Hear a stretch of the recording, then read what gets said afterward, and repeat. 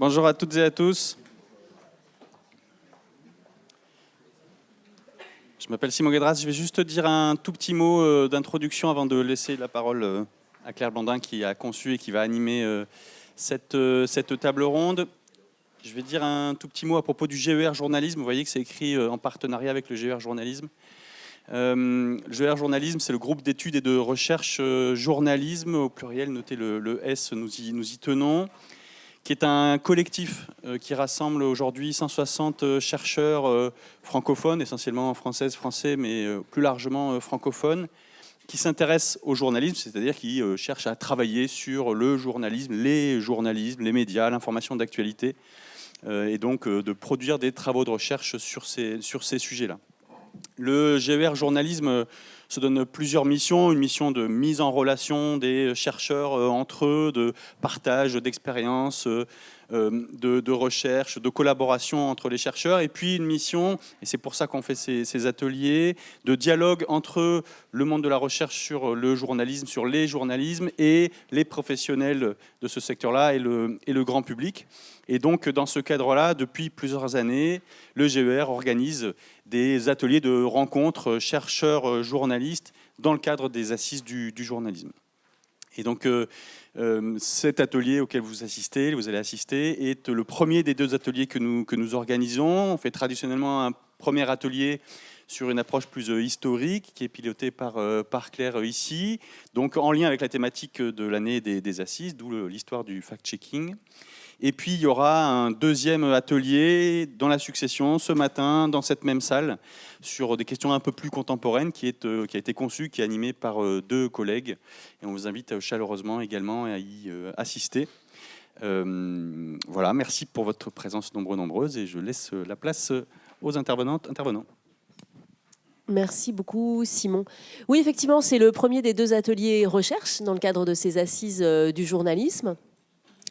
Je suis Claire Blandin, donc. Je suis professeure des universités à Sorbonne Paris-Nord. Je suis historienne des médias et je travaille beaucoup sur la presse magazine, sur la question de la représentation des femmes dans les médias. On a choisi aujourd'hui donc une perspective historique pour ce premier atelier. On fait souvent cette articulation. La quête de la vérité est donc au cœur des interrogations, du questionnement de cette édition des Assises. Alors, la question a déjà été abordée. Hier, j'étais à l'atelier animé par Valérie-Jeanne Perrier sur les libertés académiques et journalistiques. Donc, c'est un angle qui a déjà été pris. Cet angle, c'est que l'enquête, c'est un point de rencontre entre la démarche journalistique et la démarche de recherche scientifique. Et donc, on va continuer sur cette quête-là de l'enquête, puisque la question de l'administration de la preuve, quand on fait une enquête, cette question de la méthode, que ce soit la méthode scientifique et ou la méthode journalistique, est bien au centre, au cœur de nos métiers. À l'intérieur de ce processus d'administration de la preuve, la question de la vérification des faits, le fact-checking, est rendue de plus en plus visible aujourd'hui par les médias. Alors, je suis très heureuse d'accueillir à cette table Pascal Froissart, professeur des universités et directeur du CELSA, qui est l'auteur de plusieurs ouvrages sur la rumeur et puis d'un petit livre paru il y a 18 mois qui s'appelle « L'invention du fact-checking ». Il va échanger avec Éric Lagneau, qui est à la fois journaliste à l'AFP, sociologue à l'EHESS, et qui va nous présenter la place du fact-checking dans une rédaction comme celle de l'AFP aujourd'hui. On est ensemble jusqu'à 11h, mais deux intervenants vont prendre la parole successivement. Il y aura ensuite un temps d'échange entre nous, avec vous. N'hésitez pas donc à apporter vos interrogations à cet échange. Je prends la parole donc en premier.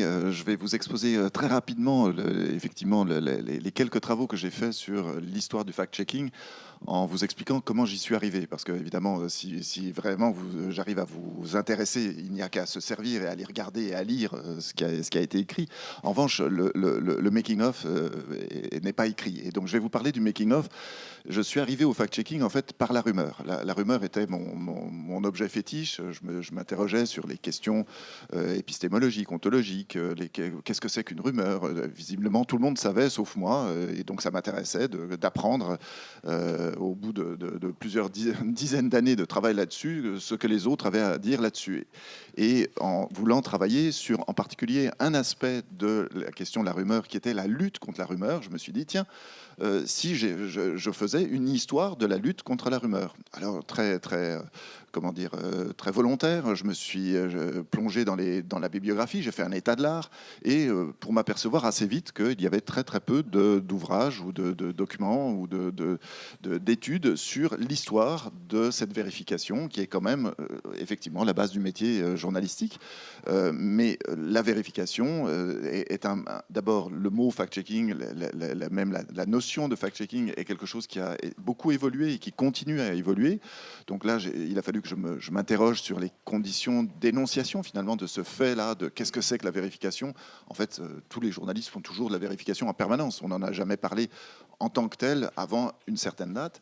Et puis, en creusant, donc j'étais tout fier de découvrir que les premiers fact-checking, c'était pas du tout dans le milieu journalistique, mais plutôt dans le milieu des geeks et des nerds, dans la Silicon Valley des années 70, 80, 90, où tout d'un coup, ces espèces de drôles d'oiseaux de nuit, généralement, les informaticiens, se mettaient à vouloir vérifier si la litière du chat était radioactive ou pas. Est-ce qu'on avait trouvé déjà une litière de chat radioactive? Et ils faisaient une enquête et ils vérifiaient que oui, Madame Michu, elle avait trouvé une... Alors je ne sais pas comment ils étaient tombés sur ce sujet-là et comment ils étaient tombés également sur le compteur Gégère pour vérifier que la litière était bien radioactive. Bon, on est typiquement dans un univers geek.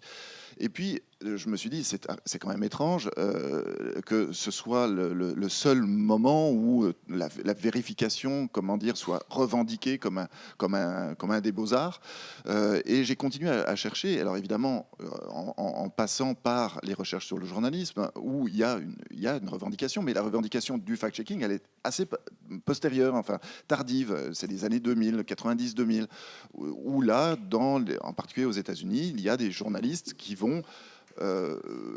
des journalistes et des gens autour du journalisme qui vont revendiquer la vérification de la parole politique, en particulier dans les années 90, c'est surtout la parole politique qui est fact-checkée. Et c'est pas du tout la litière du chat, pour le coup. Et donc là, j'étais dans une forme d'impasse jusqu'à me rappeler que dans mes lectures sur la rumeur, j'avais lu le premier livre, qui s'appelle la psychologie de la rumeur, publié en 1947 par un auteur américain que nous connaissons mal, mais qui est très connu aux États-Unis, et Allport, donc The Psychology of Rumor. Et dans ce bouquin-là, il y a une dizaine de pages sur la clinique des rumeurs. Et la clinique des rumeurs, déjà à l'époque, moi, ça m'avait bien plu, pas à l'oreille, mais aux yeux. Quand j'avais lu ça, je me disais, ah bah tiens, ça claque, c'est sympa comme nom. Et je vais aller regarder donc ce que c'est que cette clinique des rumeurs. La clinique des rumeurs, c'était une rubrique dans un journal. Et je creuse, et il n'y a rien, et ça m'énerve. Je me dis quand même, c'est quoi cette clinique des rumeurs? C'est quoi cette rubrique? Quand est-ce qu'elle est parue? Dans le bouquin de Allport, il indique une date, 1942, mais il n'en dit pas beaucoup plus. Et ça m'énerve, et donc je creuse, et je tombe sur la clinique des rumeurs, qui est une rubrique dans un journal quotidien de Boston, entre 1942, et donc j'ai trouvé la date de naissance et la date de mort de cette rubrique, 1943. Donc c'est ni tout à fait au début de la guerre, ni tout à fait à la fin de la guerre. Donc c'est des trucs qui sont bizarres. En plus, je m'étonne parce que le Allport en question, dans la rubrique en question que je vais consulter sur place, parce que évidemment, je vous passe les détails, mais c'est pas numérisé, c'est pas archivé. Les microfilms, il y en a 2 dans le monde, un à Washington à la bibliothèque du Gombray, et l'autre à Boston, à la bibliothèque municipale de Boston. Et personne ne veut me prêter les microfilms. On me dit, ah bah non, vous venez consulter sur place. Hein. Bon, alors je suis allé consulter sur place. Bon, je vous passe les détails, et finalement j'arrive à trouver que cette rubrique-là, elle fonctionne pendant 18 mois. Elle est en permanence, le nom de Allport apparaît tout le temps, mais c'est un psychologue. Qu'est-ce qu'il fait au milieu des journalistes? Et c'est pas n'importe quel psychologue, c'est un psychologue de Harvard, titulaire de la chaire de psychologie expérimentale, c'est un mandarin de la psychologie. Encore aujourd'hui, il est très connu dans des psychologues, mais qu'est-ce qu'ils fichent là? Et donc, à Boston, puisque j'y suis, je vais voir dans ses archives. Et qu'est-ce que je trouve dans ses archives? Évidemment, il y a plein de tous ces bouquins, toutes les notes de ses étudiants. Méfiez-vous de vos archives. Qu'est-ce que je trouve dans ces archives? Je trouve une boîte marquée le fichier rumeur file. Je me dis, bon, bah, je vais tomber sur les manuscrits du bouquin. Pas du tout. Dans la boîte, je tombe sur toutes les copies papier des années 40, donc un papier cassant, rejauni, du journal. Mais qu'est-ce qu'un mandarin de la psychologie fait pourquoi il a conservé toutes ces archives-là? Et surtout, il est mort en 67. Cette boîte-là, elle n'a pas bougé depuis les années 40, mais jusque dans les années 60, il a encore mis des documents. Et en particulier, qu'est-ce qu'il a mis comme document dans cette boîte d'archives? En plus de ces journaux de papier cassants, j'ai trouvé 3 rapports des services secrets juste en dessous. Et là, le bouquin était à peu près écrit, en fait. Il n'y avait pas grand-chose à chercher de plus, parce que, évidemment, cette histoire-là, l'histoire du fact-checking, et je pense que c'est donc cette rubrique-là qui lance la première procéduralisation, l'idée de mettre en rapport l'allégation qui était titrée donc rumor et la réfutation qui était titrée fact. Eh bien, pour moi, c'est l'invention là du fact-checking, alors que ce n'était pas le mot qui était utilisé. Le mot fact-checking n'apparaît pas à aucun moment dans cette rubrique-là pendant les 18 mois de publication. Le mot fact-checking apparaît. Donc, c'était ça qui m'intéressait, c'était de creuser Alors, d'abord, j'ai fait une analyse de contenu pour voir quelles étaient les rumeurs qui étaient réfutées, etc. Mais ensuite aussi de poser les questions. Qu'est-ce que c'est? Qui était derrière tout ça? Est-ce que les rapports là, les services secrets, qu'est-ce qu'ils fichaient là? Pourquoi est-ce que ces rapports étaient là? Alors, je vous divulgage pas tout, mais évidemment, il y a un très gros rapport quand vous êtes journaliste en pleine guerre. Il est pas, et que vous traitez de rumeurs, il n'est pas du tout étonnant que les services secrets soient pas très très très loin. Mais ce qui est drôle, c'est que les services secrets à l'époque, ils n'existent pas tout à fait. Les États-Unis, lorsqu'ils se mettent en guerre, et vous savez peut-être qu'ils étaient absolument pas préparés. Pearl Harbor les prend quand même totalement par surprise. Il y avait moins de soldats dans l'armée américaine en 1941, au moment de Pearl Harbor, il y avait moins de soldats dans l'armée américaine qu'il n'y en avait en Belgique. Donc c'est pour vous dire l'état d'impréparation totale. Et donc les services secrets, il n'y en avait pas. Il n'y avait pas de CIA, il n'y avait pas d'OSS, il n'y avait rien. Il y avait le FBI qui avait une police. C'était une police assez musclée, on est d'accord. Mais il n'y avait pas de service secret, il n'y avait pas de service de propagande non plus, pas au sens où ça va se constituer au fur et à mesure. L'administration Roosevelt, ça va pas prendre beaucoup de temps. L'OSS s'est créé en juin 42, la guerre a commencé en décembre 41. Donc vous voyez, en 6 mois, c'est vite réglé. Mais tout d'un coup, voilà, il se trouve que les services secrets vont s'intéresser de près à leurs petits amis journalistes qui vont se mettre à faire ce premier fact-checking. Et le premier fact-checking, comment dire, dans la raison d'être de cette expérience-là, c'était pour lutter contre la propagande ennemie, la propagande nazie sur le sol américain. C'était ça, le motto, le slogan en permanence brandi par les journalistes de ce petit journal-là. Je ne vais pas être plus long parce que sinon je vais prendre toute la parole, mais je répondrai à ta Est-ce que peut-être, oui, préciser, alors Allport, c'est quoi son rôle là-dedans? Pourquoi il a gardé tout ça? Et ça, tu peux le divulgacher quand même ou...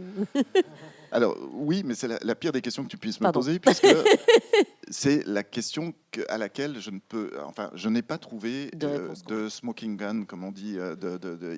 Allport n'a jamais écrit sur cette affaire-là en revendiquant quoi que ce soit. Il n'a jamais revendiqué. En revanche, son nom apparaît partout. Il est dans le comité éditorial de cette rubrique.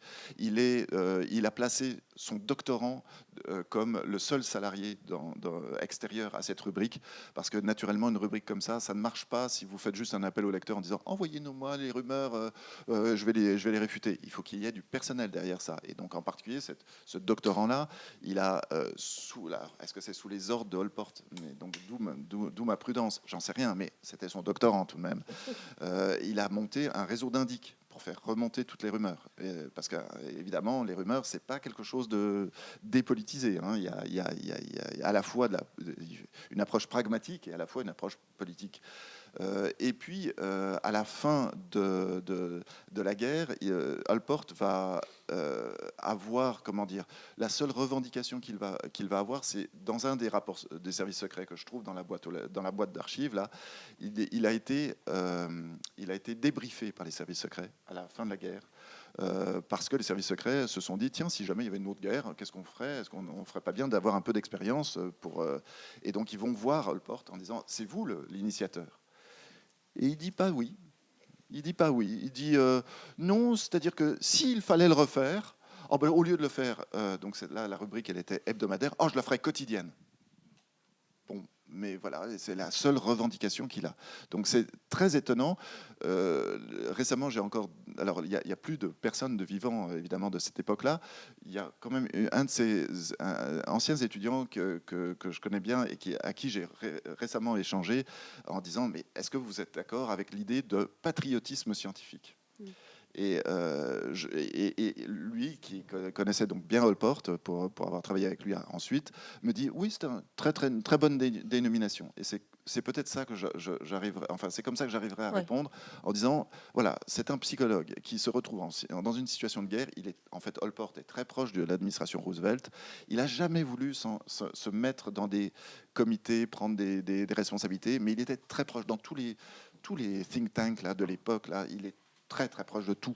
Mais voilà, il s'est engagé. Alors comment est-ce qu'il a fait pour s'engager, pour trouver cet accord avec le journal en question, là, le Boston Herald? Ça serait ma question suivante, c'est pourquoi le Boston Herald? Enfin, c'est quoi ce journal à ce moment-là? Et elle ressemble à quoi, la rubrique? Est-ce que tu peux nous en dire un peu plus là-dessus? Oui, volontiers. Alors le Boston Herald, à l'époque, il y a 4 gros quotidiens à Boston.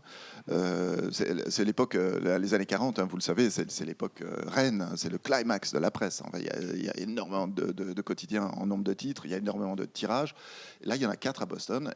Il en reste plus que 2. Le Boston Herald existe encore, mais à l'époque, c'est le plus petit des 4 quotidiens. Et en plus, pas le meilleur, si je peux me permettre, vu de très très loin. Hein, évidemment, moi, je suis le petit Frenchie. D'ailleurs, donc, quand j'ai voulu commencer mes enquêtes, j'ai évidemment écrit à la rédaction et au service d'archives, etc. Je n'ai jamais eu aucune réponse. Aucune. Je crois que je suis vraiment... Enfin, je suis très, très loin d'eux. Hein, et la recherche est très, très loin d'eux. Là, ils sont très comment dire, très trumpiens. C'est très... Voilà, c'est un journal de qualité, vous voyez, très engagé, mais très engagé, populiste, très engagé... enfin, pas tout à fait... voilà, ça m'a pas étonné qu'il m'ait pas répondu. Comment l'accord s'est fait? Je ne sais pas. J'ai cherché, donc j'ai eu accès évidemment à toute la correspondance de Allport. Il y a pas de... Enfin, je ne suis pas tombé sur les traces. Sur les bonnes traces. Ouais. À quoi ça ressemble? Ça ressemble à une rubrique de fact-checking moderne, c'est-à-dire avec une suite d'allégations nommées rumeurs et une suite de réfutations nommées faits. Toutes les rumeurs sont anonymes. Il n'y a jamais un locuteur de rumeur. Et, bizarrement, la rumeur, c'est quelque chose qui circule comme ça. On ne sait pas d'où ça vient. On ne sait pas.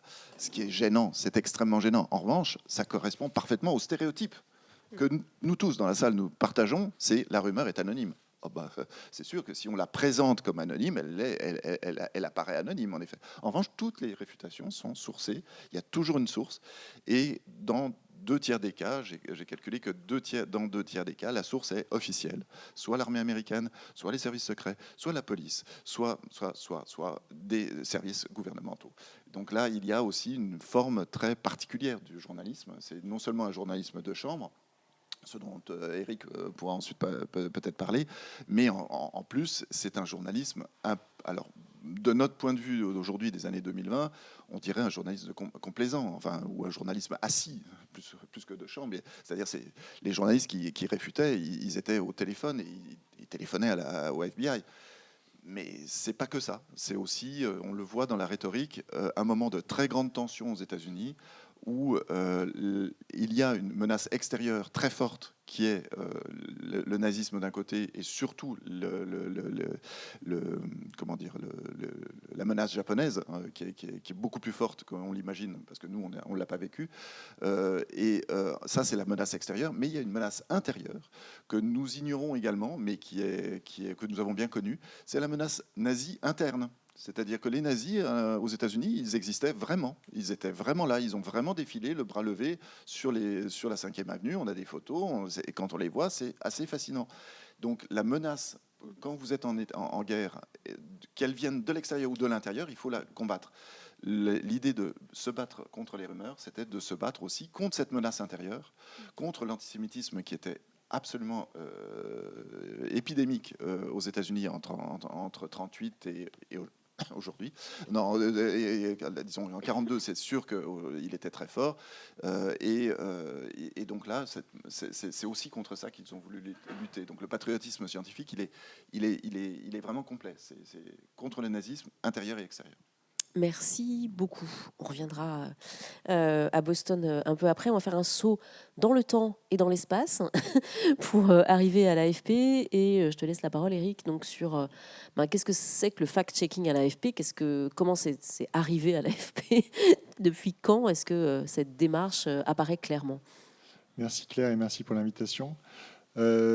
Juste une petite publicité effectivement pour le livre de Pascal, vous l'entendez quand il raconte son histoire, c'est passionnant et effectivement ça se lit comme une enquête policière, donc je vous le recommande vivement.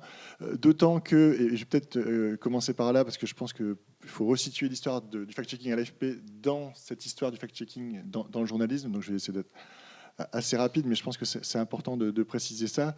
Et précisément, on a l'habitude, quand on fait cette petite histoire, moi je ne suis pas historien, mais je m'appuie sur les travaux de chercheurs et d'historiens qui ont travaillé sur ce sujet-là, le fait que finalement on fait souvent 3 phases, et ce que nous a apporté Pascal avec son enquête, c'est que c'est peut-être 3 phases et demie, et en fait aussi on va le voir, pas mal de résonance entre le passé et le présent sur cette question-là.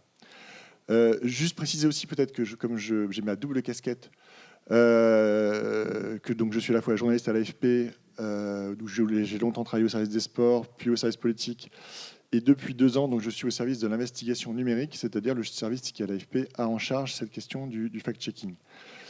Mais aussi une casquette donc, de sociologue du journalisme à l'EHESS, et c'est plutôt avec cette casquette-là que je vais m'exprimer, même si bien sûr mon expérience de journaliste nourrit aussi tous ces travaux.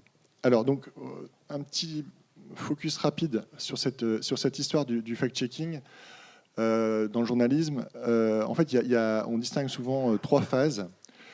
Une première phase qui est en fait très ancienne et qui est même antérieure à ce que nous a raconté Pascal, qui décrit quelque chose qui est un peu différent de ce dont on parle aujourd'hui à travers le fact-checking, puisqu'en fait, il s'agit d'un fact-checking interne au sein des rédactions. C'était le fait que, alors c'est principalement des magazines qui sont apparus dans les années 20 aux États-Unis comme Time, comme Reader Digest, New Yorker, qui ont mis en place cette spécialisation fonctionnelle, si on peut dire.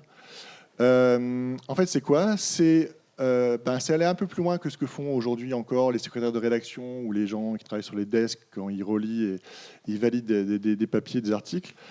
C'est que là, il s'agissait non seulement de faire ce travail-là, mais aussi de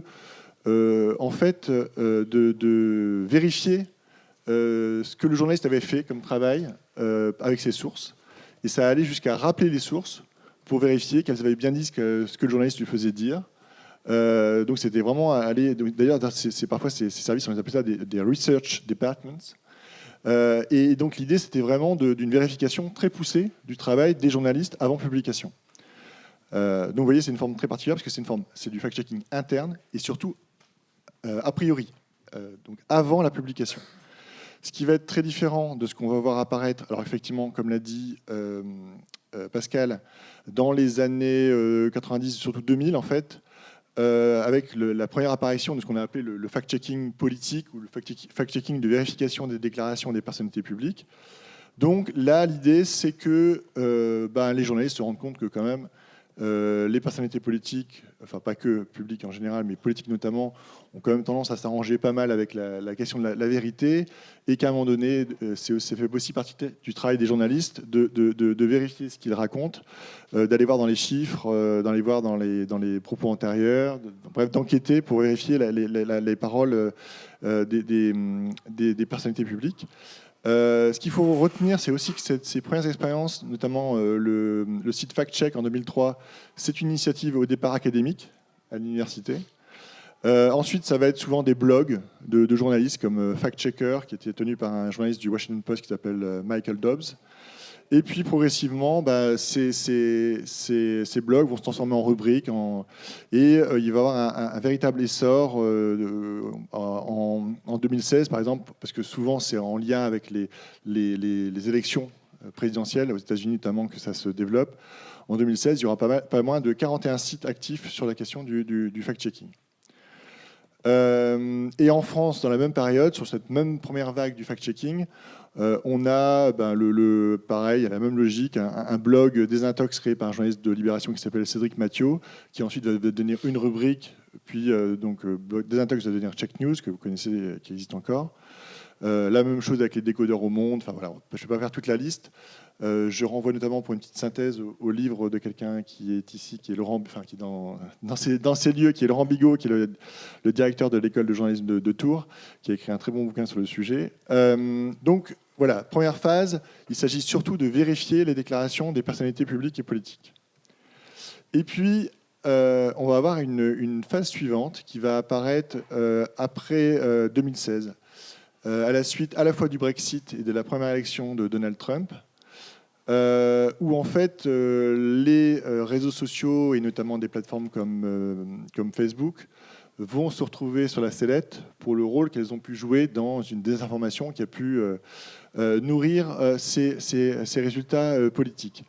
Donc il y a tout un questionnement qui apparaît à ce moment-là, des tentatives de régulation politique, et du coup ces plateformes, et notamment Facebook, vont se sentir obligées de montrer qu'elles font quelque chose contre la désinformation.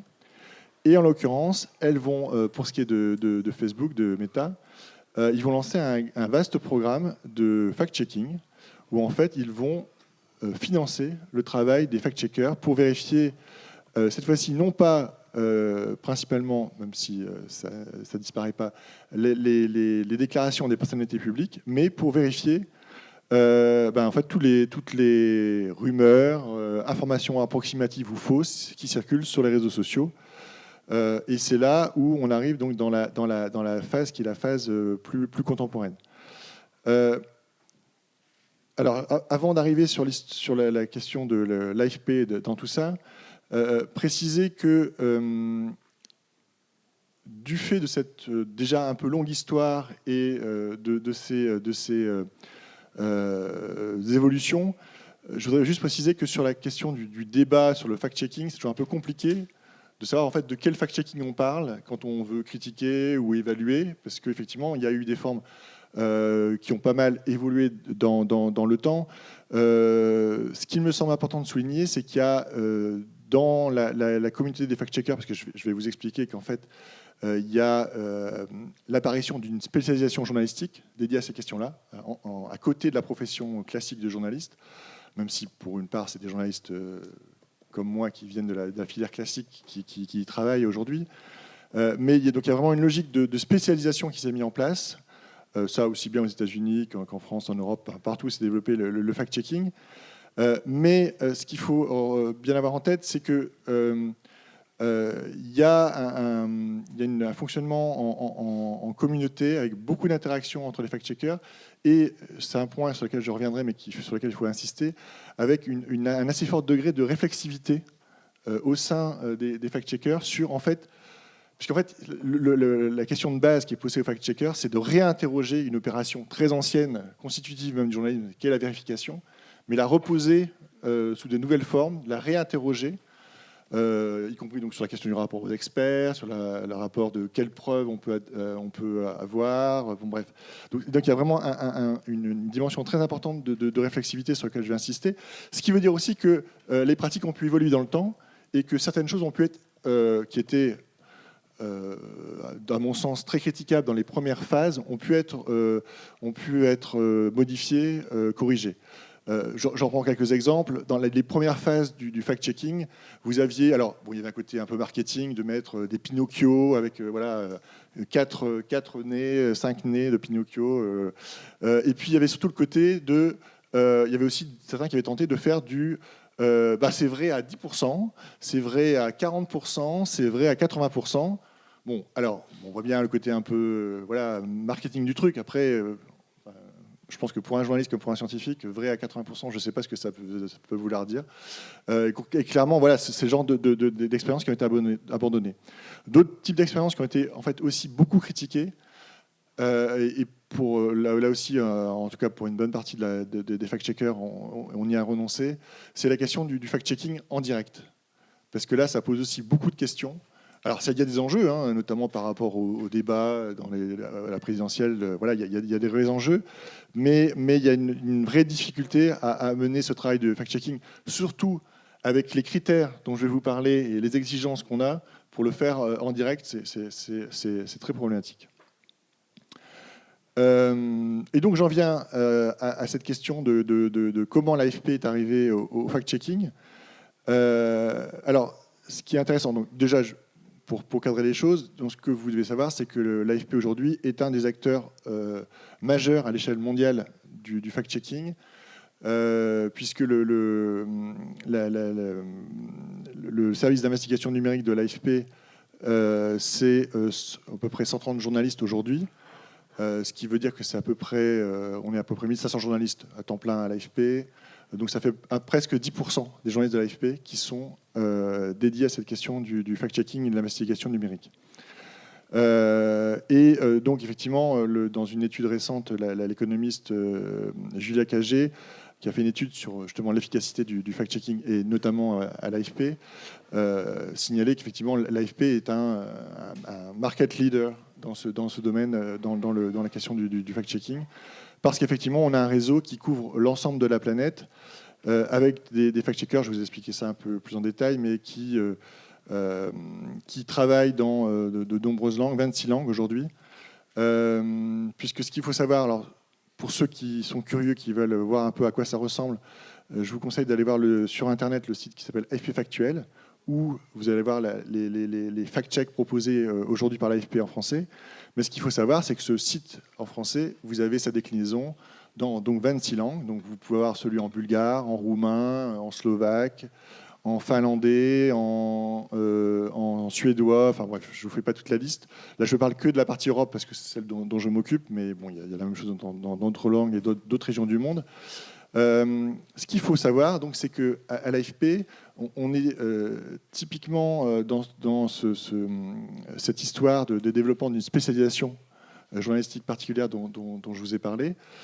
Parce qu'en fait, ce qui est intéressant, c'est que dans un premier temps, en fait, il y a eu beaucoup de réticences par rapport à la première phase du fact-checking, donc celle dont je vous ai parlé des années 2000, de vérification des déclarations des personnalités politiques et publiques.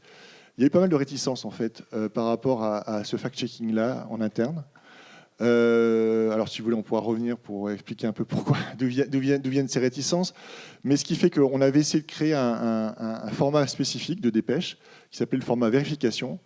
Et en fait, ça s'est très peu développé. Mais il y a eu cette deuxième phase qui est liée donc... alors en fait, c'est pas... uniquement le projet Meta, il y a eu aussi un projet cross-check sur la présidentielle de 2017 qui a été le vrai coup d'envoi à l'AFP de ce fact-checking.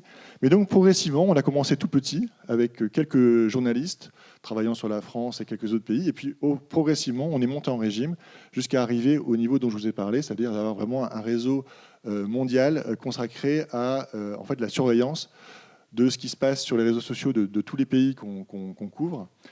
Et avec une articulation qui est un peu complexe, mais qui, je pense, on pourra en discuter parce qu'elle est forcément intéressante, et parce qu'elle pose des questions, de l'articulation entre ce que veut et ce que fait l'AFP et ce partenariat avec Meta, qui d'ailleurs est aujourd'hui avec quelques points d'interrogation, pour nous comme pour les autres partenaires, hein, les autres organisations de fact-checking. Mais en tout cas, ce réseau, on l'a développé essentiellement en embauchant des jeunes journalistes, souvent plutôt jeunes, motivés, geeks, et puis qu'on a encadrés par des éditeurs qui pouvaient être soit des fact-checkers qu'on a fait monter, soit des gens comme moi avec un profil très différent, d'agenciers très classiques, mais un peu expérimentés. Et donc, c'est comme ça qu'on a développé ce réseau. Alors donc, le travail d'un fact-checker de l'AFP, mettons en Bulgarie, c'est quoi ? Eh ben, ça va être en fait de surveiller ce qui se passe sur les réseaux sociaux bulgares, de repérer une fausse information qui circule. Quand il l'a repéré, il va rentrer en contact avec l'éditeur pour lui proposer ce qu'on appelle un pitch. C'est-à-dire qu'il va dire, voilà ce que j'ai repéré, voilà les éléments qui sont problématiques, voilà les éléments de vérification que j'ai déjà repérés, et est-ce que je peux me lancer dans ce fact-check. Et alors, ce qui est intéressant, et il faut tout de suite le mentionner, c'est la question de qu'est-ce qu'on va fact-checker. Parce qu'effectivement, la désinformation est quasiment infinie. Donc, il faut bien qu'on fasse des choix. Le premier choix qui est fait, c'est celui de la viralité. Alors là, il y a une difficulté sur la viralité. Pourquoi ce choix de la viralité? Tout simplement parce que vous en avez peut-être entendu parler de l'effet Streisand. Il y a un risque pour nous qui avons une très forte visibilité à l'AFP, de nos sites et de nos dépêches encore plus, c'est que si une information fausse circule auprès de 3-4 internautes et qu'on fait un fact-check et que du coup on va diffuser cette fausse information à une échelle énorme, et je sais que c'est une question qui a été posée dans le livre de Pascal, donc je pense qu'on pourra en discuter, ça pose problème parce que du coup en fait on fait circuler aussi la fausse information. Donc il ne faut pas terminer trop vite. Mais ce que montrent les études sur l'efficacité du fact-checking, c'est que si on arrive trop tard, que la fausse information est déjà beaucoup diffusée, on ne peut pas être efficace non plus. Donc il y a un équilibre à essayer de trouver. En gros, on essaie en tout cas d'intervenir que dès qu'il y a déjà un degré de viralité assez important. Deuxième critère, c'est celui de l'importance que nous, pour nous, de cette désinformation. Ça veut dire que en gros, c'est souvent sur des enjeux, soit d'abord de santé publique, liés notamment ces dernières années au Covid, au vaccin, etc. Et il y a tous les enjeux liés à la démocratie ou à la guerre. Voilà, sur les élections, il y a des enjeux importants. Par contre, des blagues ou des choses qui sont un peu à la limite, etc. Voilà, il y a d'autres organisations qui peuvent s'y intéresser. Nous, en l'occurrence, ce n'est pas vraiment dans notre spectre. On essaie vraiment de se concentrer sur la désinformation qui, de notre point de vue, a une importance et fait courir des risques importants en termes de santé publique ou démocratique. Mais il n'y a pas que la question de l'importance ou de la viralité, mais il y a aussi pour nous la question très importante de la faisabilité ou de la fact-checkabilité de ce qu'on veut, de l'information qu'on veut vérifier. Alors là-dessus, c'est pas toujours évident à comprendre, mais il y a plusieurs choses. Déjà, une première règle, on ne fact-check pas le futur, parce que nous ne connaissons pas plus le futur que n'importe qui. Donc, non, je dis ça, mais des fois, il y a certains qui s'y risquent et c'est problématique. Donc, on ne fact-check pas le futur.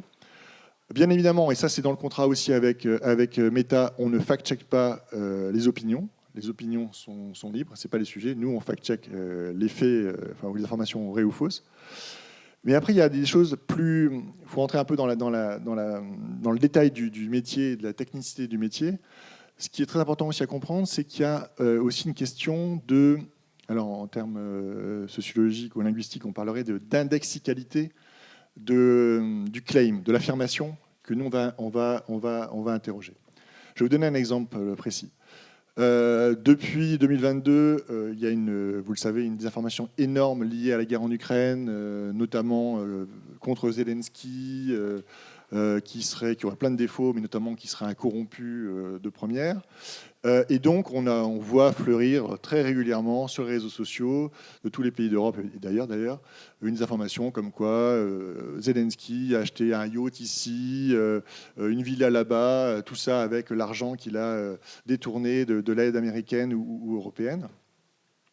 Et donc pour prendre cet exemple-là, imaginons qu'on a sur des réseaux sociaux dans un pays, ce claim qui devient un coup viral, disant voilà, Zelensky était corrompu, regardez, vous voyez, il a acheté une villa en France. Ok, il a acheté une villa en France, on peut rien en faire. Parce que sincèrement, je ne vois pas comment on peut vérifier une information de ce type-là, c'est pas vérifiable. Par contre, si le claim c'est une photo bien précise d'une villa, et avec l'affirmation « Zelensky a acheté le mois dernier cette villa grâce à l'argent qu'il a volé à l'Europe ou aux États-Unis », là, on peut commencer à se lancer dans une enquête. Pourquoi ? Parce qu'on va faire des choses assez classiques dans le travail de fact-checking. On va faire une recherche inversée d'images, on va essayer de retrouver la photo originale, de voir où est parue la photo originale de la ville en question. Imaginons qu'elle est sur le site d'une agence d'immobilière dans le sud de la France. On va appeler l'agence immobilière, on va commencer à enquêter, essayer de trouver le propriétaire, etc.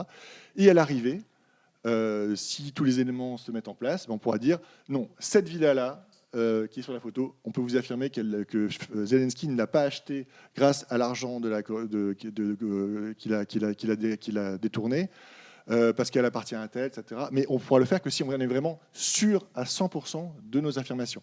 Et il faut bien comprendre que dans la manière dont on fait les fact-checks, on essaie d'être extrêmement pédagogique pour expliquer très en détail, et c'est là où ça fait aussi le lien avec la démarche scientifique, on essaie d'être dans une logique vraiment d'expliquer étape par étape comment a travaillé le fact-checker, par quel élément il est passé, qui l'a interrogé précisément, et même sous quelle forme. Il l'a appelé au téléphone, il l'a eu par mail tel jour, parce que des fois aussi la date à laquelle on fait par un expert, ça peut avoir une importance. Bref, avoir tous les éléments. On va archiver dans le fact-check tous les liens qu'on utilise pour notre démonstration. Et donc l'idée, c'est vraiment que n'importe quel internaute de bonne foi qui referait exactement la même enquête que nous devrait normalement arriver aux mêmes conclusions. Enfin, en tout cas, c'est ce qu'on espère. Est-ce que vous donnez accès justement à... est-ce qu'il y a des liens qui permettent d'aller voir, par exemple, là, ton agence immobilière ou, Non, après, alors c'est ça qui est intéressant, et je pense que parfois, il y a une...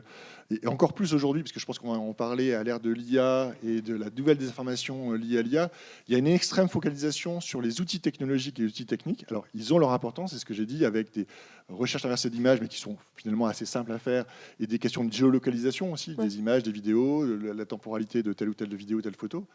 Mais ce qui est important de voir, c'est qu'il y a aussi toute une dimension vraiment classique de journalisme, qui est une dimension de prendre son téléphone, d'aller sur le terrain, d'enquêter.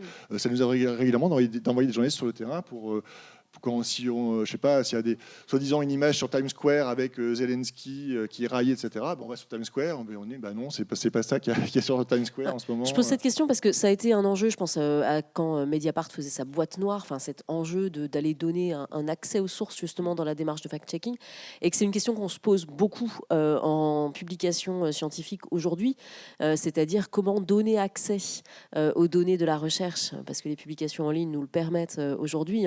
Vous lisez un article et en cliquant sur la note de bas de page, vous pouvez directement aller relire l'entretien, avoir accès aux tableaux statistiques, etc. Donc ça fait partie des démarches de vérification qu'on pourrait avoir en commun.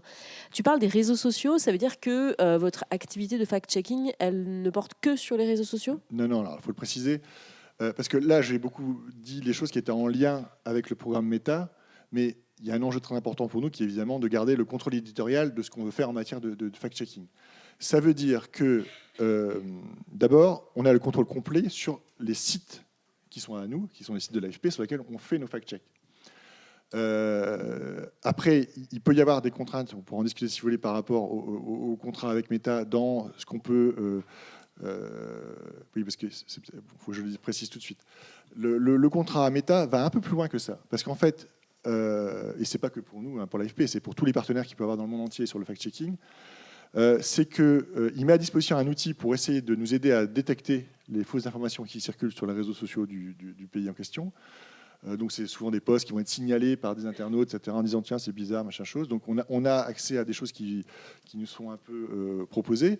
Mais bien sûr, on choisit nous de fact-checker ce qu'on veut. Par contre, donc, quand on est arrivé au bout du processus, on a fait notre fact-check, on l'a publié sur notre site. Le contrat avec Meta prévoit que, et d'ailleurs c'est comme ça qu'on va être rémunéré sur ce contrat-là, prévoit qu'on va ensuite pouvoir faire ce qu'on appelle un strike ou un rating.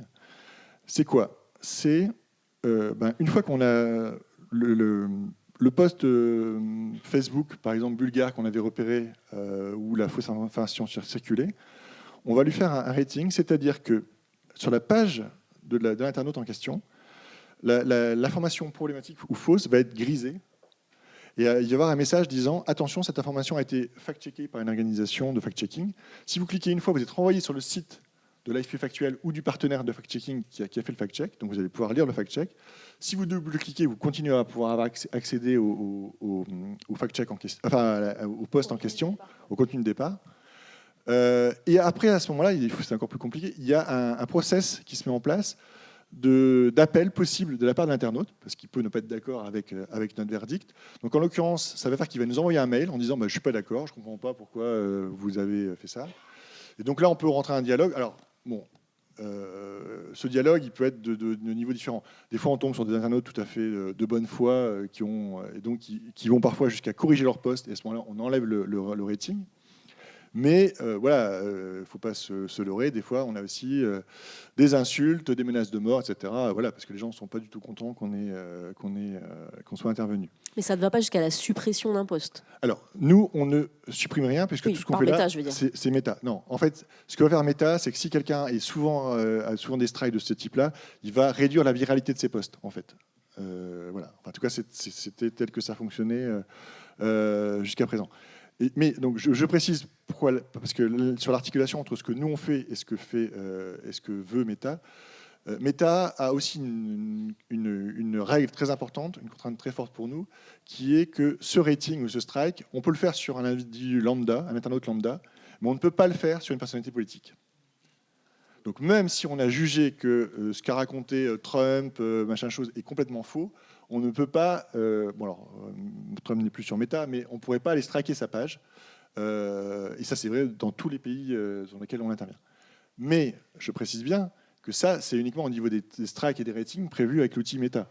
Nous, ça ne nous empêche pas du tout, bien au contraire, de faire dans notre fact-check sur le site AFP Factuel, de bien préciser que cette rumeur a largement été colportée par telle ou telle personnalité politique. Voilà. On va bien sûr le signaler. Mais il y a voilà, donc une articulation entre ce que nous on fait. Et donc, pour préciser par rapport à ta question, il faut aussi souligner, parce que je vous ai expliqué pourquoi il y a des choses qu'on ne peut pas fact-checker, oui. Mais ça ne veut pas dire qu'on ne peut pas fact-checker, qu'on ne peut pas parler de désinformation.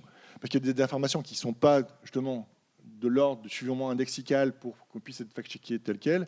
Ça ne nous empêche pas, nous, de faire dans des dépêches classiques, des dépêches d'analyse qu'on fait de plus en plus, où on utilise les ressources du service d'investigation numérique pour en fait couvrir la désinformation à l'échelle pour l'ensemble de nos clients, de faire des dépêches d'analyse avec des interviews d'experts, et où on essaie, alors on le fait un peu sur AFP Factuel, mais on le fait encore plus dans ces papiers-là, d'essayer d'expliquer qui est derrière cette désinformation, pourquoi, qui l'alimente. Voilà, il y a aussi bien entendu des enjeux de ce type-là. Dans la proportion de votre travail, qu'est-ce qui vient de Meta et de ce contrat-là et de ces signalements-là, si je puis dire, et qu'est-ce qui vient de votre propre initiative? Et est-ce que ce sont des thématiques différentes, ou est-ce que vous retombez sur les mêmes sujets ou sur les mêmes personnalités? En fait, l'outil de Meta fonctionne plus ou moins bien selon les pays, et en fait, fonctionne de moins en moins bien. Alors, sans doute que c'est lié au fait que faut qu'on en parle aussi. Meta a un peu changé, voire fortement changé son fusil d'épaule par rapport à ce que je racontais en 2017, depuis la réélection de Donald Trump en 2024. Vous le savez peut-être, mais début 2025, Mark Zuckerberg, le patron de Meta, a publié une vidéo dans laquelle il expliquait que le fact-checking, c'était fini, qu'en fait, le fact-checking, en fait, c'est de la censure politique, et que donc, il fallait revenir là-dessus. Bon, c'était très surprenant vu qu'ils financent des programmes de fact-checking depuis des années et qu'ils étaient très contents de ce qu'on faisait pour eux. En réalité, il a fait machine arrière qu'à moitié. Enfin, ils ont supprimé le financement du fact-checking uniquement pour les États-Unis. Donc, ce qui a eu un impact relativement limité, un impact sur nous, mais relativement limité sur notre réseau de fact-checking aux États-Unis. Mais je précise bien évidemment qu'on n'a pas arrêté, on a continué à avoir une cellule d'investigation numérique sur les États-Unis et qu'on continue, il y a largement de quoi faire, à travailler sur les informations aux États-Unis. Par contre, on ne le fait plus pour Meta sur ce marché-là. Et il faut préciser qu'effectivement, le financement de l'AFP, heureusement, ne dépend pas que de Meta, même si, je l'ai dit, la taille du réseau qu'on a développé, on ne l'aurait sans doute pas développé comme ça sans le programme avec Meta. Et j'ai envie de dire, j'y insiste parce que c'est important démocratiquement, à la limite, nous, on a quand même une certaine taille et une certaine épaisseur qui fait qu'on n'est pas les plus menacés. Mais c'est vrai que si Meta devait aller au bout de sa logique et complètement stopper ce financement du fact-checking pour l'ensemble des organisations de fact-checking, je pense que notamment en Afrique ou en Asie, où il y a beaucoup de petites organisations qui font du fact-checking, qui sont très dépendantes de ce financement Meta, là, il y aurait un enjeu démocratique important. Donc, juste pour préciser, donc, nous, notre financement, on a aussi un autre financement qui est très important, sur l'Europe en tout cas, qui est tout ce que la Commission européenne a mis en place pour lutter contre la désinformation, et notamment à travers la mise en place de ce qu'on appelle des hubs. Donc en fait, c'est des endroits de dialogue, de discussion et d'échange entre des organisations de recherche, des chercheurs, des laboratoires et des organisations de fact-checking.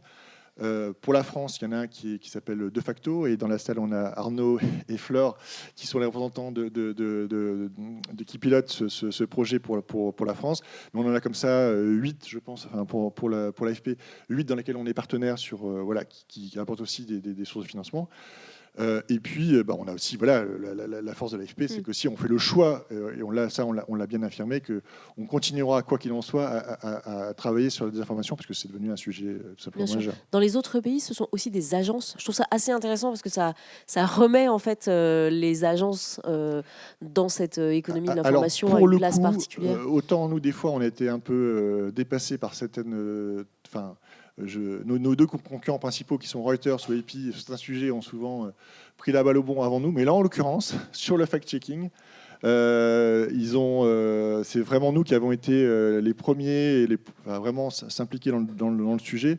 Et donc, entre les trois agences, on est vraiment bien plus avancé dans cette Mais tu parles des acteurs africains, par exemple, ce sont des médias, des organisations, des ONG. C'est très important, et je ne l'ai pas assez décrit, sur l'écosystème du fact-checking, parce que cet écosystème du fact-checking, ça peut être à la fois des organisations, donc des grands médias comme les nôtres, ou des médias traditionnels qui ont spécialisé des gens dans le fact-checking, qui ont des unités spécialisées dans le fact-checking, mais c'est aussi des médias ou des organisations qui sont créées de toutes pièces, et des fois d'ailleurs plutôt avec une logique au départ de gens venant de la recherche. Je pense en France à un site qui s'appelle les Surligneurs, qui en fait est une initiative, les Surligneurs, qui est une initiative de juristes en fait, donc qui sont d'abord venus sur la question du legal checking, donc de vérifier les informations fausses qui circulent dans l'espace public sur des questions de droit, mais qui en fait sont progressivement venus aujourd'hui. Ils ont aussi une unité de fact-checking qui font, voilà. Mais eux, par exemple, je n'ai pas exactement l'économie de leur modèle, mais voilà, c'est des choses beaucoup plus petites. Et en tout cas, en Afrique et en Asie, pour ce que je vois plus clairement, voilà, il y a pas mal de petites structures de ce type-là qui sont développées, mais qui sont très dépendantes, pour certaines d'entre elles, du financement de Meta. Je vais reposer une question à Pascal avant qu'on donne la parole à la salle. Est-ce que c'est efficace ? Enfin, est-ce que le fact-checking, ça a eu un intérêt ? Est-ce que ça démine les rumeurs, justement ? Qu'est-ce que, dans tes recherches, tu peux apporter là-dessus ?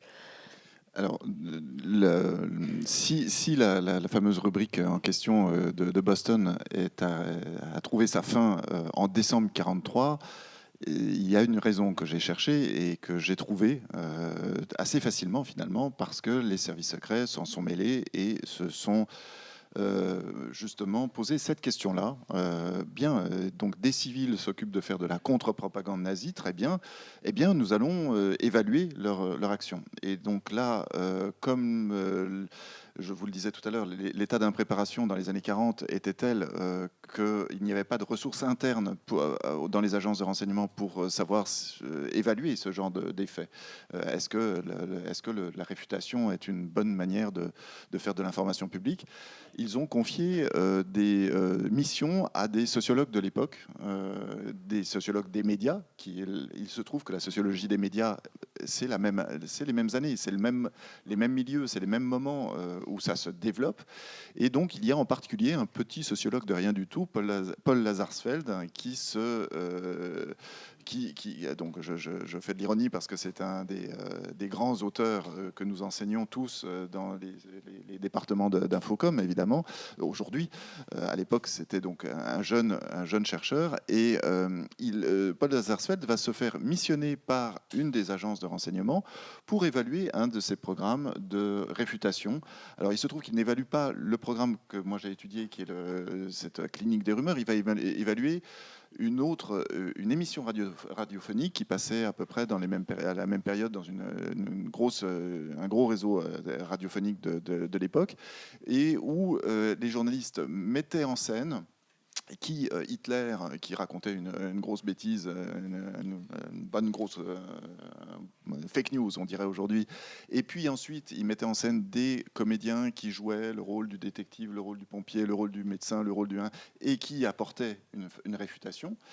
Et donc, Lazarsfeld va se fonder sur cette émission de radio-là pour essayer de voir ce que les auditeurs, dans une salle comme la nôtre, auraient retenu du programme en question. Et Lazarsfeld, avec une machine qui est l'ancêtre de l'audimat d'aujourd'hui, donc ça c'est assez passionnant aussi, hein, mais c'est déjà bien documenté, hein, va étudier l'effet de cette réfutation sur les publics. Et à la fin de son étude, il rédige un rapport en disant ce que je peux mesurer, c'est l'attention des auditeurs à des émissions comme celle-là. L'attention est maximale quand ils entendent la rumeur et minimale quand ils entendent la réfutation. Par conséquent, dit-il, je vous déconseille, enfin si on me demandait mon avis, je vous déconseille ce genre de programme-là. Le rapport arrive sur le bureau du chef du service de renseignement numéro 24, là, et ils ont tous des noms incroyables. Hein, sur la foi de ce rapport-là, ils vont décider donc, de mettre fin à toutes les rubriques de fact-checking de l'époque, enfin qui ne s'appelait pas fact-checking, les rubriques d'anti-rumeurs, et en disant on va évidemment se battre contre la propagande, enfin, parce que c'est souvent donc, des informations de guerre. Mais pas comme ça. Mais pas comme ça. Il y a d'autres moyens. Il faut surtout se méfier de ce qu'on appelle aujourd'hui l'effet Streisand ou l'effet boomerang ou le backfire. Tous ces effets qui montrent que en fait, plus on va donner d'audience à une information surprenante, eh ben, c'est l'information surprenante qu'on va retenir. C'est pas du tout le truc compliqué avec des auteurs qu'il va falloir évaluer, etc. Non, ça, on va se dire, bon, il y a des gens qui s'en occupent. Mais en revanche, est-ce que telle religion dirige le monde? Eh ben ça, on va le retenir. Ça, oui, alors ça, oui. Donc, la réponse est, en tout cas, en 1943, non. Stop. Alors, oui, Eric. Je vais rebondir, en fait, avec une réponse à deux niveaux. Parce que, en fait, l'une des difficultés qu'on a, c'est cette question effectivement de quels sont les effets du fact-checking. J'ai envie de dire que ça dépend en fait à quelle question on essaie de répondre et à ce à quoi on s'intéresse. Parce qu'en fait, il y a souvent effectivement cette focalisation dans beaucoup de travaux sur la question sur les effets sur le public, sur le lecteur de base, qui va lire ces fact-checks. Est-ce que c'est efficace? Je peux juste signaler que dans la grosse étude de Julia Cagé qui a été publiée fin 2025 et qui portait donc sur l'efficacité des fact-checks à l'AFP. En gros, l'idée, c'est de dire qu'il y avait une certaine efficacité. Bon, je ne sais plus le pourcentage, mais ce n'était pas non plus fracassant. Mais surtout, ça a montré que ça dépendait, de la rapidité du fact-check par rapport à la diffusion de la fausse information. Donc, plus on intervenait vite, plus on pouvait avoir une efficacité. Et deux, ça dépendait beaucoup des sujets.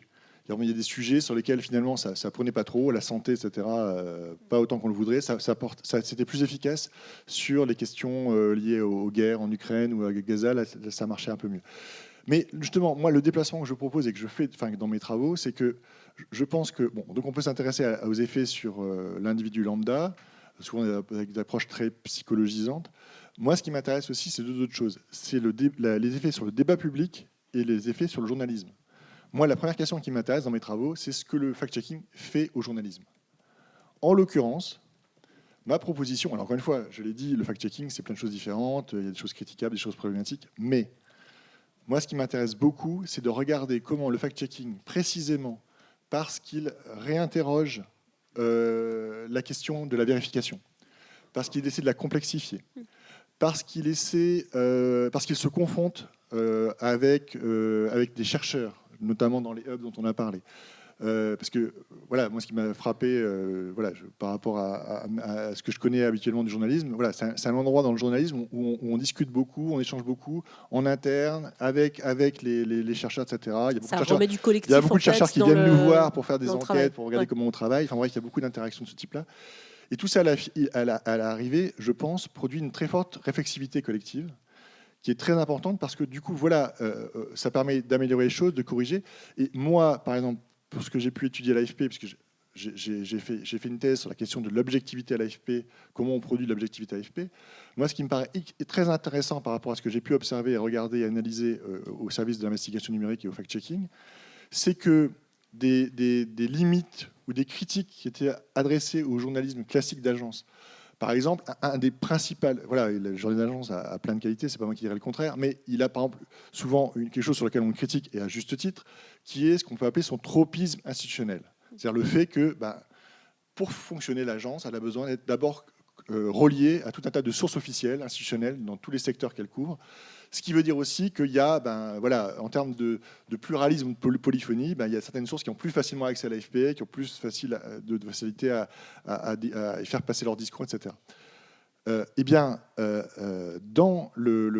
l'investigation numérique, dans le format fact-check tel qu'il a été défini, il y a tout un tas de choses qui vont plutôt dans une idée de relancer les efforts pour intégrer ces critiques et pour les corriger. Par exemple, dans le fact-check, on ne va pas accepter l'idée qu'il faut absolument 2 sources distinctes, indépendantes distinctes, pour faire un fact-check et toujours respecter. Ce n'est pas le cas sur le fil. Moi, j'étais au service politique, ça nous arrivait très fréquemment de faire une dépêche sur une déclaration fracassante de telle ou telle personnalité. On la faisait d'abord, après on allait rajouter des éléments de contexte, etc., apporter des éléments de l'opposition qui disaient que c'était faux, etc. Mais la déclaration était publiée. La déclaration, ouais. on commençait par la donner. Là, un fact-check, jamais on ne fera un fact-check si on n'a pas 2 sources strictement indépendantes qui nous permettent de vérifier l'information sur laquelle on s'appuie pour faire le fact-check. Et par exemple, ça va à tel point que, par exemple, imaginons l'annonce du décès d'une personnalité importante. Sur le fil, je pense que, et ce serait vrai, un démenti officiel de la porte-parole ou de la personne suffirait à faire un fact-check. À faire une dépêche, pardon. Un fact-check, non. Pour qu'on fasse un fact-check, ok, on aura le démenti de la porte-parole de la personne en question, mais si on n'a pas une preuve de vie postérieure à la publication de la rumeur, on a eu là récemment par rapport à la question de Netanyahou, était-il mort ou pas, il y a 2-3 semaines. C'est pas juste parce que Netanyahou nous dit, ou la porte-parole de la... Alors si lui le dit... Par contre, ce qu'on a fait, c'est qu'on a... Par contre, parce qu'en fait, c'est un peu plus compliqué que ça. En fait, il y avait des vidéos apparues après cette annonce, où on le voyait donc s'exprimer d'abord dans une conférence de presse, puis dans un café, je ne sais plus si c'était à Tel Aviv. Et les gens disaient oui, mais c'est pas une vraie vidéo. Regardez, il a 6 doigts, machin chose. Donc c'est des fausses informations, c'est de l'IA. Donc là, on a regardé ça de très près. On a pu démontrer que c'était pas des vidéos faites par l'IA, mais surtout on a dit bah oui, mais ensuite il a fait 2-3 déplacements avec des journalistes de l'AFP qui étaient présents. Donc on peut vous dire qu'il était en vie. On a des sources différentes qui nous confirment qu'il est vivant. Mais on n'aurait pas fait, on pouvait pas le publier juste si on avait juste eu un communiqué de l'entourage de Netanyahou disant mais si il est en vie, il n'y a pas de problème. Voilà, ça on l'aurait pas fait. Merci beaucoup. Je pense que vous avez vu qu'il y a énormément d'enjeux autour de cette notion du fact-checking. Je pense qu'il y a aussi beaucoup d'enjeux sur la formation des jeunes journalistes dont on pourra parler. Mais donc, je vais laisser la parole à la salle. Et si je me lève, c'est que je vais vous passer physiquement le micro parce que pour des raisons d'enregistrement, si vous voulez prendre la parole, il faut que vous ayez un micro. Qui est-ce qui veut commencer ? C'est jamais facile, mais avec une première question.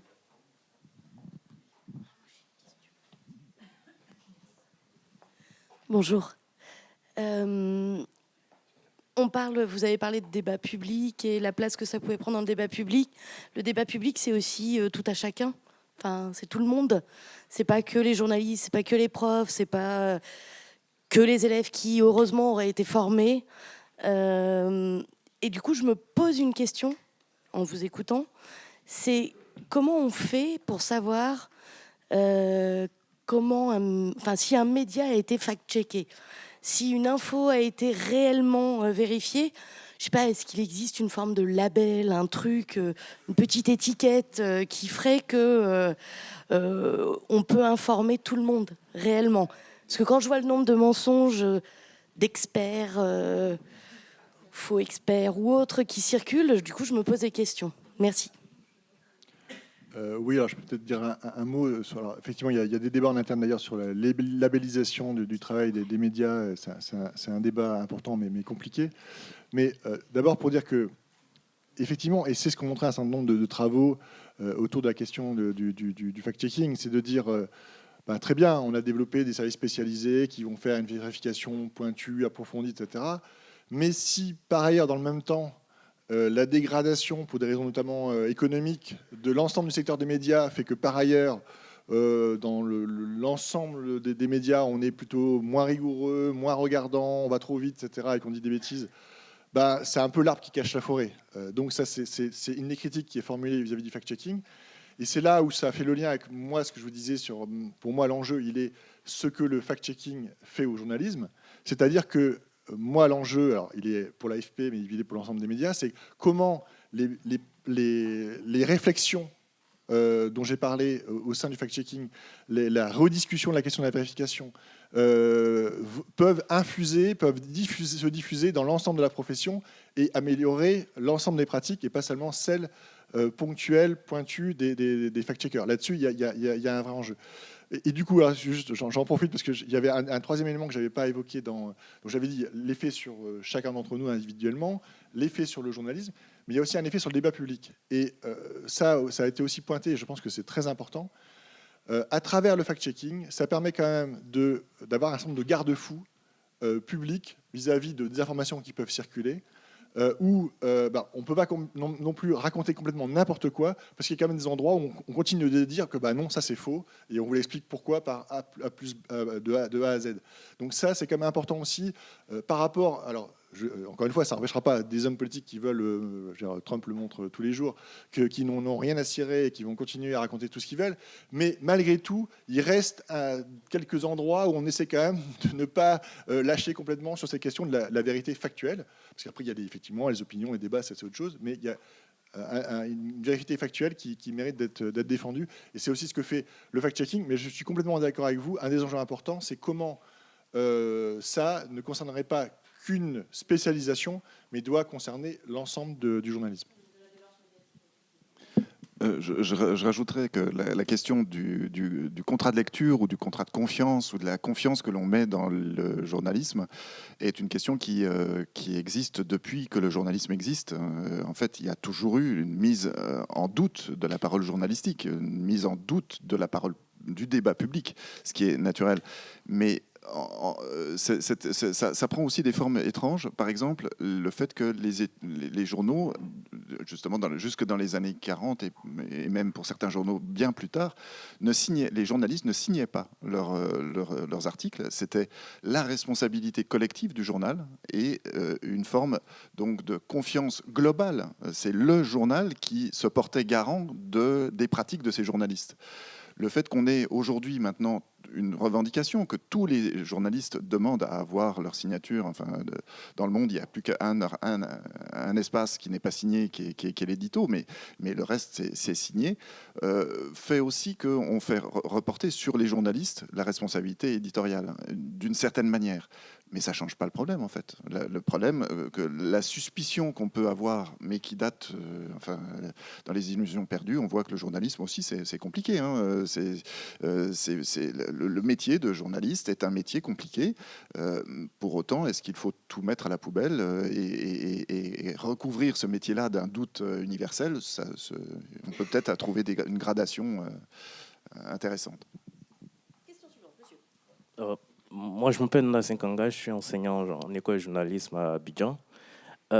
C'est plus une petite contribution sur la question de l'efficacité, le fait du fact-checking.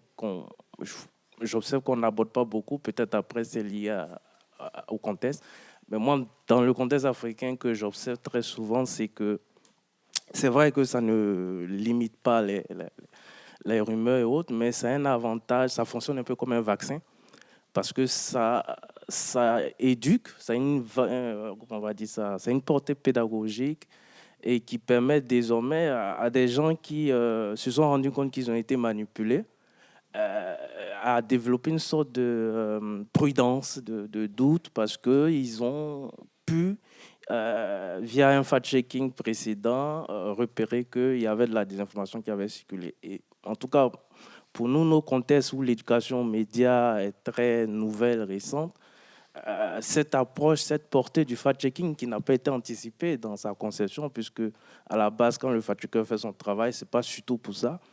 Mais ce résultat imprévu-là, il justifie et il donne de la valeur à cet exercice qu'on redécouvre, comme vous l'avez démontré ce matin. Donc, c'était une petite contribution que je voulais faire sur la question de l'efficacité et des effets du fact-checking sur le débat public et même sur l'esprit critique des citoyens. Merci beaucoup. Oui, l'effet pédagogique. Eric, tu voulais Ouais, rebondir non, là-dessus? juste réagir parce que ça fait le lien avec un questionnement que nous on a actuellement par rapport à la question du fact-checking en Afrique. Parce que nous, on est effectivement un acteur important du fact-checking sur le continent africain aussi, mais le problème qu'on a, c'est que jusqu'à présent, ce fact-checking, on le fait uniquement en français et en anglais, et que le problème, c'est que la désinformation en Afrique, elle est sur les téléphones portables, et elle n'est pas en français ou en africain, souvent, elle est dans les langues locales. Et donc là, il y a une vraie difficulté. Je sais qu'il y a d'autres acteurs qui s'emparent de la question, qui essaient d'apporter des réponses. Mais c'est vrai qu'en tout cas, voilà, bon, nous, c'est une limite concrète qu'on observe et sur laquelle on travaille, mais dont on est bien conscient. C'est que pour avoir une efficacité, pour le coup, là, sur le consommateur d'information, bah, il faut aussi l'atteindre. Et pour l'atteindre, il faut être aussi dans la bonne langue. Donc il y a des enjeux aussi de ce type-là. Bonjour, Carmen Ionescu, la coordonatrice de Romania Tchèque. Comment vous faites avec les informations fausses de Russie quand vous n'avez pas de source directe? Pour nous, c'est une provocation, ça. Alors, sur toute la désinformation, notamment liée à la guerre en Ukraine, on a ce que je vous ai dit tout à l'heure, c'est que il faut distinguer ce qu'on peut faire en fact-checking sur nos sites avec un fact-check, le format fact-check avec les exigences dont je vous ai parlé, ce qui implique effectivement que voilà, si on n'arrive pas à avoir des informations recoupées par deux sources indépendantes, on ne fera pas de fact-check dessus. Après, encore une fois, ça ne nous empêche pas de travailler par ailleurs, sous d'autres formes, sur travailler sur la désinformation. Et c'est sûr que, par exemple, sur cet enjeu très important, notamment en Europe, de la question de l'ingérence étrangère, vous savez qu'il y a d'autres acteurs qui sont apparus récemment. Je pense pour la France à une agence gouvernementale qui s'appelle Viginum, qui travaille sur ces questions-là et qui fournit aussi des outils aux organisations de fact-checking, parce que justement, ils vont tracer en fait les circuits de la désinformation, par où elle passe. Et par exemple, ça je ne l'ai pas mentionné, mais par exemple, parce que j'ai parlé des personnalités politiques, mais par exemple, si une fausse information sur Zelensky circule et qu'elle est abondamment relayée par des comptes dont on a repéré qu'ils étaient des grands propagateurs de fausses informations en lien avec, d'ailleurs souvent ces liens peuvent être montrés par Viginum, avec le Kremlin. Bon, ça, c'est le genre d'éléments qu'évidemment on va signaler et expliquer dans le fact-check. Ça me fait penser d'ailleurs, excusez-moi l'esprit d'escalier, mais par rapport à ce que je disais tout à l'heure sur le fact-check sur Zelensky, j'oubliais quand même une chose importante, c'est que même si on a fait ce fact-check sur la villa, etc., on va quand même finir en disant que par ailleurs, il y a effectivement des poursuites judiciaires en Ukraine contre des proches de Zelensky. Il y a effectivement des affaires de corruption, parce que si on ne faisait que le fact-check en oubliant cette partie-là, on oublierait toute une partie non négligeable de l'histoire. Donc voilà, le contexte qui est quand même très important aussi. Alors, bonjour. Alors j'aimerais savoir quelle place le fact-checking occupe chez certaines rédactions. Donc dans la méthodologie, le journaliste lui-même et au sein donc de la rédaction, est-ce qu'il y a des disparités entre par exemple l'AFP, donc tout ce qui relève du service public, ou d'autres services privés, le service privé comme les médias détenus par les milliardaires. Et j'aimerais aussi du coup, parce que j'ai l'impression qu'il y a une sorte de journalisme un peu réactionnel, où en fait on va essayer de publier en réaction à un événement sans vraiment savoir comment ça s'est déroulé, etc. Je pense par exemple au maire de Saint-Denis, Bali Bakayoko, donc la ville des Noirs et du peuple. Phrase fausse, mais qui a été reprise dès le lendemain par une journaliste très connue, Apolline de Malherbe. Des propos aussi, on peut parler du génocide en Palestine, où une information selon laquelle le Hamas aurait brûlé des bébés dans des fours, repris sur l'ensemble des plateaux, et qui s'est avérée fausse par la suite. Donc voilà. Et surtout aussi comment le fact-checking peut justement prendre le pas sur sur journalisme réactionnel et qui propage parfois des fake news. Voilà, merci. C'est pour moi, ok, merci. Non, mais alors, en l'occurrence, par exemple, l'histoire de Bali Bakayoko, on l'a fait un fact-check là-dessus. Et c'était assez simple en fait de retrouver ce qu'il avait vraiment dit, en l'occurrence sur LCI au moment où il était interrogé. Et voilà, il dit clairement, il disait pas la ville des Noirs. Donc voilà, là on l'a fait. Et plus largement, et ça fait le lien avec ce que j'ai dit tout à l'heure.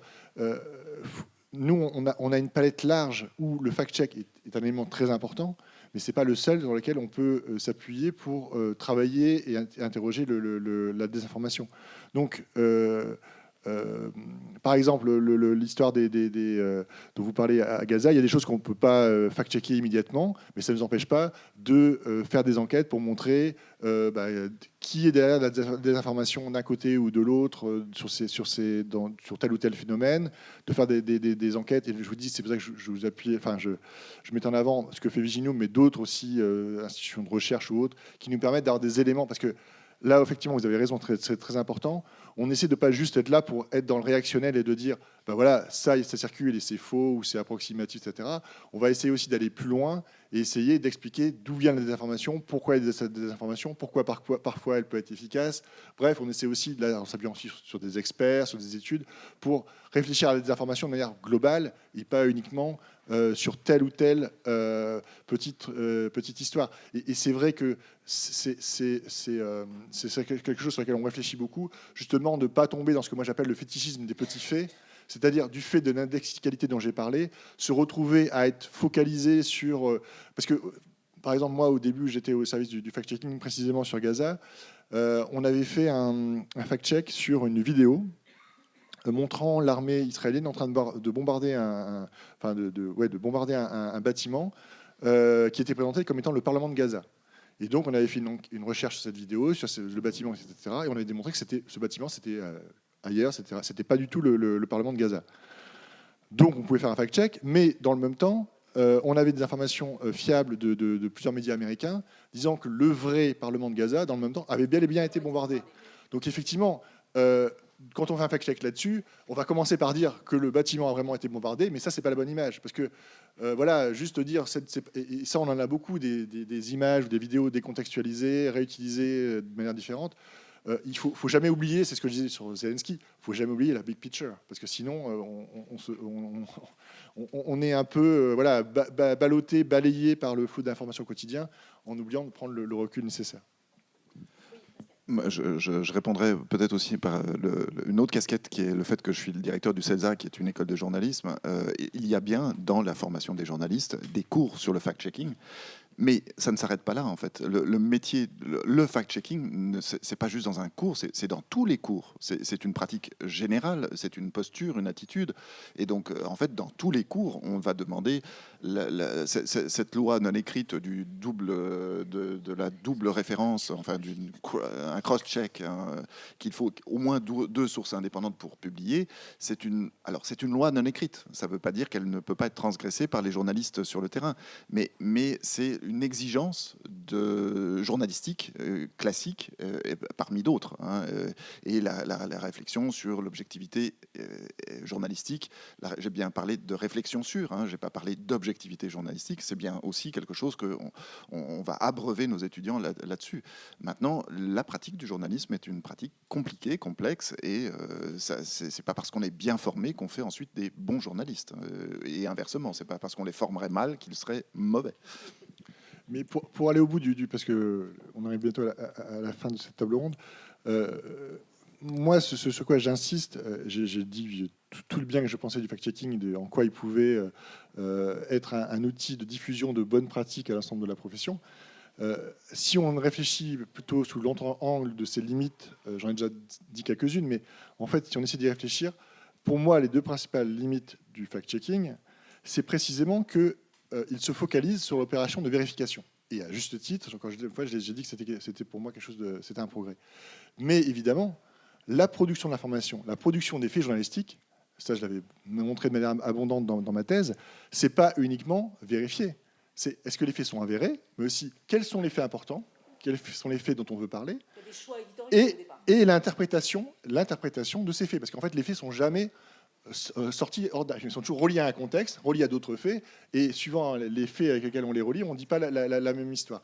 Et donc, par rapport pour moi, les deux principales limites du fact-checking, c'est le fait que, évidemment, faut interroger, parce que c'est d'ailleurs une des critiques qui est faite régulièrement. Oui, d'accord, vous faites du fact-checking, etc. Oui, mais pourquoi vous fact-checkez que le Rassemblement national et pas de l'autre côté, ou vice-versa d'ailleurs, hein, pourquoi vous focalisez là-dessus et pas sur autre chose? Et il y a aussi, par rapport à la question de l'interprétation et de la mise en contexte, ce que je vous ai dit sur... vous vous focalisez sur cette vidéo-là, sur cette image-là, etc. Mais vous oubliez quand même la big picture, l'ensemble du sujet, et donc vous êtes réducteur. Donc, effectivement, et ça, c'est effectivement des limites que les fact-checkers ont en tête, qu'ils continuent à interroger.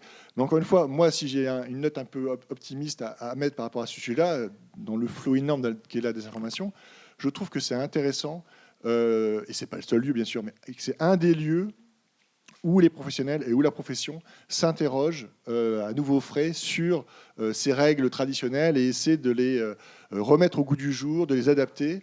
Et je trouve que c'est vraiment des enjeux importants aujourd'hui. Merci pour ces éclairages. Je suis chercheuse, journaliste et enseignante à la Sorbonne. Je voulais vous poser une question, enfin une petite précision concernant l'accord ou le partenariat Meta-AFP. Meta, il me semble, a mis fin à ce partenariat, enfin tout ce qui est programme de fact-checking tierce aux États-Unis en 2025. Mais il me semble, d'après ce que j'ai compris, vous continuez à faire. Alors j'aimerais en savoir un petit peu plus sur quelle région vous continuez à travailler là-dessus et surtout quel est le cadre de cet accord, comment cet accord s'est fait, pourquoi l'AFP et voilà un peu plus de précision. Et en dernier, peut-être une question pour vous, en fait, quand on travaille pour Meta et pour les big tech, est-ce qu'on ne passerait pas de fact-checking à data worker? Donc c'est ça. Alors, peut-être que je n'ai pas assez insisté, mais enfin, je l'ai dit quand même plusieurs fois. Et évidemment, il ne s'agit pas de travailler pour Meta en fonction uniquement de ses injonctions et voilà, de ce qu'il veut. On essaie clairement de garder, je vous l'ai dit, on a le contrôle complet de ce qu'on met sur le site AFP Factuel. Et il nous arrive de faire des fact-checks qui n'ont aucun rapport avec ce qui est sur l'outil Meta, sans faire aucun strike, juste parce qu'on pense que c'est un sujet important qu'il faut le faire. Donc on a le contrôle complet éditorial sur ce qu'on fait, et encore plus, par ailleurs, sur autant sur toutes les dépêches qu'on peut publier sur la désinformation, voilà, sans être dépendant de Meta. Après, donc les seules contraintes qu'on a, c'est au niveau du strike, comme j'ai expliqué. Par contre, sur la question du programme Meta, donc ils ont arrêté en 2025 le financement pour les États-Unis. Ça continue sur le reste de la planète, pas que pour nous, pour l'ensemble des organisations de fact-checking. En fait, on a bien compris que leur idée, en tout cas dans l'état d'esprit politique actuel, c'est d'arrêter complètement le fact-checking. Sauf qu'en fait, ce qu'ils voudraient, c'est le remplacer par les notes communautaires sur le système de ce qui a été mis en place par X. Et en fait, on se rend compte que c'est loin d'être aussi efficace et pertinent aujourd'hui, en tout cas. Et donc, tant que Meta reste dans certains pays sous pression politique du DSA et de la réglementation européenne en Europe, mais aussi au Brésil et dans d'autres pays, voilà, je pense qu'ils sont un peu vigilants à ne pas dire qu'ils arrêtent tout, alors qu'ils sont pas en mesure de répondre aux demandes des régulateurs. Après, voilà, nous, on essaie justement de réfléchir, de s'organiser pour comment on va continuer à travailler si un jour, ce qui est tout à fait possible, Meta y met un terme. Mais encore une fois, j'insiste beaucoup, c'est clair, encore une fois, qu'on n'aurait pas développé un réseau de cette taille à cette vitesse-là sans le contrat avec Meta. Voilà, on peut pas, ce serait mentir que de dire le contraire. Mais évidemment, c'est d'abord un choix rédactionnel de l'AFP, encore une fois, qui est assumé et qui se poursuivra avec ou sans Meta. Après, la question pour nous, effectivement, c'est de chercher d'autres types de financement. Et c'est là où peut-être je pourrais rebondir par rapport à l'expérience de Pascal sur la clinique des rumeurs. C'est qu'aujourd'hui, il y a un enjeu et qui, pour moi, est assez complexe. Puisqu'on voit bien qu'aujourd'hui, à travers la question des ingérences étrangères, à travers la question du bouclier démocratique européen, etc., il y a un enjeu de plus en plus politique et de défense lié à la question de la désinformation. Et là-dessus, moi, j'invite à une certaine prudence, parce que, évidemment, voilà, on est, nous, l'AFP, mais encore, je dis encore plus, d'autres organisations de fact-checking assez dépendants et assez à la recherche de financement. Donc, sur le papier, défendre la liberté démocratique, voilà, on est tout à fait pour. Mais on ne voudrait pas non plus se retrouver instrumentalisé dans une logique qui n'est pas la nôtre, parce que voilà, nous, on n'est pas là pour combattre les ingérences étrangères, on est là pour lutter contre la désinformation de tout type, et c'est quand même une nuance. Alors, je ne sais pas comment les choses vont évoluer. Je pense que, pas plus que les autres, on ne crachera pas sur un financement public de ce type-là, mais il faudra être vigilant.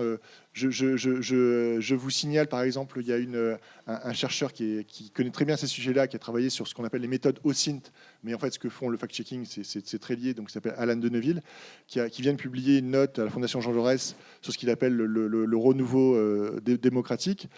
Et donc, autour de ces enjeux-là, je trouve que voilà, il essaie d'avoir un positionnement un peu équilibré, parce qu'effectivement, il y a une vigilance à avoir aussi là-dessus. Sur rechercher des financements, oui, mais devenir un instrument se retrouver trop lié à des institutions publiques dans une logique purement de défense nationale, ça poserait des questions aussi. Merci beaucoup. On va prendre une dernière question. Monsieur. Oui, bonjour. Dans l'histoire récente du fact-checking, on a 2 nouveaux acteurs, je pense par exemple à Grok sur Twitter ou Vera pour une initiative plus indépendante. Est-ce que vous pensez que ça avait plus de bien ou de mal au fact-checking ? Alors quand c'est Grok, bon bref, non mais ce qu'il faut comprendre, c'est qu'effectivement, alors je ne l'ai pas dit là, mais ce qui est intéressant, c'est que depuis 2022, depuis ChatGPT, on avait eu toute et même avant d'ailleurs, un discours très fort venant de attention, les deepfakes vont arriver, ça va être le flot incessant, on va plus pouvoir distinguer le vrai du faux, c'est fini. Enfin voilà, le fait est que à l'AFP, on a mis beaucoup de temps avant de voir vraiment le développement d'une information liée à l'IA. En fait, dans nos statistiques, ça fait seulement depuis 1 an qu'il y a vraiment, parce que les outils aussi de production de vidéos IA se sont démocratisés, se sont répandus. Donc effectivement, on a vu apparaître un flot important de cette désinformation-là. Alors, je réponds un peu à côté de votre question, mais ce qui est important de voir, c'est qu'on essaie aussi d'utiliser l'IA comme une réponse. On n'est pas les seuls, c'est-à-dire qu'il y a des réflexions sur comment mettre au point des outils IA qui permettent de repérer en fait, que la vidéo ou que la photo a été transformée ou fabriquée par l'IA. Donc ça donne déjà une indication qui peut être intéressante. Mais on reste très vigilant, nous, sur le fait de... on ne va pas faire un fact-check, j'avais dit 2 sources indépendantes, on ne fera jamais un fact-check uniquement sur la source d'un outil de détection. On en produit à l'AFP, on a un petit média, une petite structure de recherche et développement qui travaille là-dessus, par exemple, mais d'autres acteurs le font. Mais on ne va pas faire un verdict de fact-check uniquement sur un outil IA qui va nous dire bah, ça c'est faux. Notre outil nous dit qu'à 90% c'est de l'IA, donc voilà, c'est de l'IA et on s'arrête là. Absolument pas. Nous, on va vraiment... toujours être vigilant sur le fait qu'il doit y avoir d'autres éléments factuels, précis, concrets, sur lesquels on s'appuie pour dire que c'est de l'IA et autre que simplement un outil de détection. Mais ça devient un des enjeux. Et donc, effectivement, il y a ces nouveaux outils où on peut interroger, pour demander... Moi, j'aurais tendance à vous dire, mais je vais parler pour ma propre chapelle, je pense que c'est mieux pour vous d'aller sur les sites. D'ailleurs, parfois, ils y font référence aussi. Hein, donc, ils savent bien que c'est une source importante pour eux de vérification. Mais c'est vrai que voilà, c'est quelque chose qui se développe, mais qui pose aussi des problèmes, surtout quand c'est Grok, quand on sait ce qui est derrière. Un dernier mot de Pascal Froissart. Juste pour dire que dans les écoles, évidemment, nos étudiants nous posent la même question et on leur répond en disant attention à l'IA, mais évidemment, c'est quelque chose qui nous touche tous. On ne peut pas se passer d'IA. Nous allons tous être confrontés à la fabrication par l'IA, grâce à l'IA, de l'information. Mais maintenant, ce n'est pas seulement le texte qui compte, c'est les sources, c'est la posture, c'est le choix des informations, le choix des faits à traiter. Donc il y a le métier de journalisme est bien soumis à la mutation technologique en cours, mais en fait, le métier reste tout à fait important et il y a des choix vraiment humains importants, politiques, personnels, d'engagement. Et ça peut répondre aussi à la question du data broking. Là, la data, c'est quelque chose qui apparaît objectif, mais en fait, chez les humains, et l'objectivité, c'est plus compliqué que ça. Il y a des véritables choix à opérer derrière. Merci beaucoup. Un très beau mot de conclusion.